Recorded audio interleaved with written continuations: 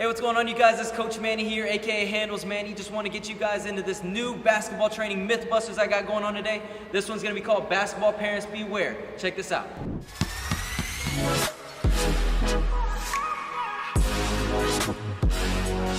My first shot is going to be to young basketball parents. And so if your son or daughter is in 7th grade or younger, somewhere in that age range, and relatively new to basketball within their first couple of years, this is going to be super important of finding a trainer that's going to help your young athlete improve the most. And so you got to make sure you find a trainer that's dedicated to the fundamentals in their first couple of years of training. As a USA Basketball certified trainer and training for a couple of years at this point now, I realized that young players don't need advanced training drills and things like that to improve, because the issue that they're going to face is that they won't know how to get to that level. And so just even starting with a couple jab steps, easy ball handling drills, and just trying to make sure they develop their skills from there. While they're not the most fun drills, those are the focus that they need to be on. And if a trainer can't dedicate to those for your young player, they may not be the best fit for you, unfortunately.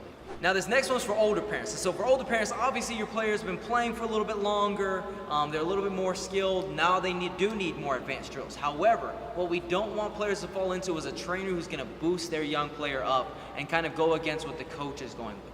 And this is something that a lot of trainers do. The trainer is very similar to a trainer in boxing. A trainer in basketball is going to be the guy in your corner. They're going to be boosting you up and making sure that you know how good you are to keep your confidence going, but they got to also keep you grounded. There's got to be a middle ground there, and just understanding that if we can keep you somewhere where you're confident but also grounded, that's going to be the most important part. I can't go against what your coach is telling you. If you're not playing, I can't say, oh, your coach doesn't know what he's talking about and things like that, because at the end of the day, that's the guy who puts you in the game. And if I'm telling you that he doesn't know what he's talking about, that loses your confidence in your coach. Not only that, but then it also makes sure that you're never going to do what he's asking you to do, which it just ensures your young player is never going to play. And so when you're looking for a trainer for your older athlete, you got to make sure that you're looking for a trainer who's going to be dedicated to teaching your young player to be mentally tough and push through and be the most coachable player that your player can be. And that's something that's not even basketball skills related. That is all mental.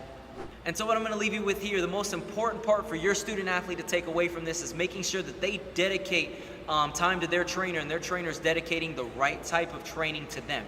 If they're in that young age group, they need to be working on fundamentals, and they need to be making sure they're developing from there. If they're at that older age group, the most important thing is being mentally tough and continuing to expand their skill set. If a trainer's not willing to dedicate those easy things to you, maybe they're not the best fit. And until you find the best fit, it is okay to work with multiple trainers. NBA players do it. There's no reason a young high school player cannot, especially when a trainer can be expensive at times and time dedicating is also expensive. You want to make sure that you find the best fit for you, and don't be afraid to explore other options.